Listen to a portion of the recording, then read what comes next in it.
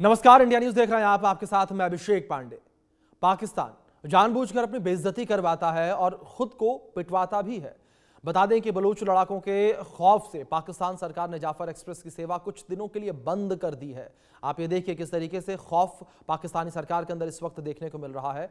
और बता दें कि बलूच लड़ाकों के खौफ से पाकिस्तान सरकार के द्वारा यह फैसला लिया गया और इसके लिए सिक्योरिटी टाइट जो है वो भी की गई थी, क्योंकि बलूच लड़ाकों ने धमकी दी। लेकिन उसके बाद दोबारा जाफर एक्सप्रेस का परिचालन शुरू किया गया और फिर वही हुआ जिसका डर था, जहां रिपब्लिकन गार्ड्स ने जोरदार हमला कर दिया।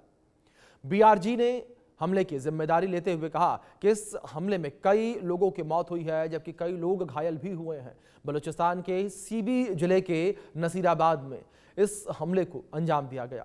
पाकिस्तानी पुलिस के बड़े अधिकारियों के अनुसार रेलवे ट्रैक पर बम तो प्लांट था ही, ट्रेन पर दूर से 4 रॉकेट भी दागे गए। बता दें कि इस साल 2025 में जाफर एक्सप्रेस को लगातार निशाना बनाया गया और छोटे छोटे हमले तो हुए ही, कई बड़े हमले भी हुए। सबसे खतरनाक हमला 11 मार्च को हुआ था, जब 440 यात्रियों को लेकर पेशावर जा रही ट्रेन को अगवा कर लिया गया।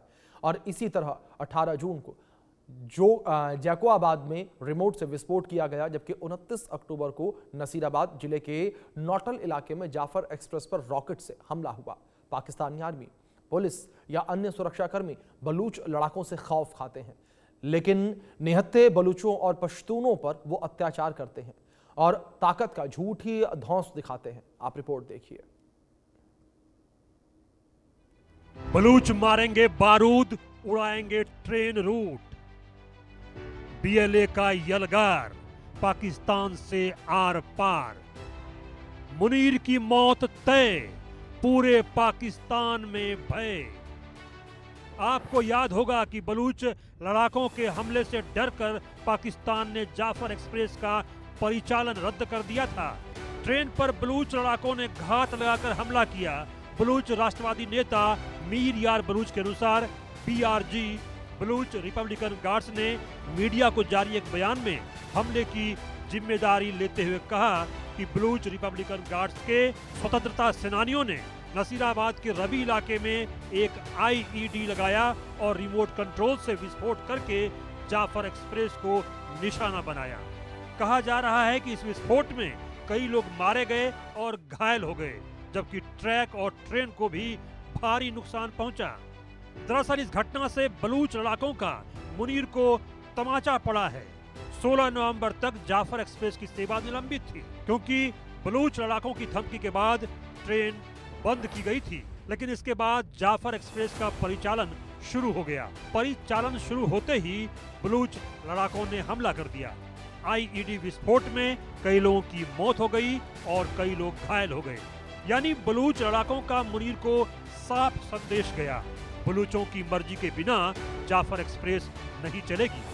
विस्फोट बलूचिस्तान के नसीराबाद जिले में रेलवे ट्रैक पर हुआ। पाकिस्तानी अधिकारियों के अनुसार अज्ञात हमलावरों ने शहीद अब्दुल अजीज बुल्लो इलाके में रेलवे ट्रैक पर बम प्लांट किया था।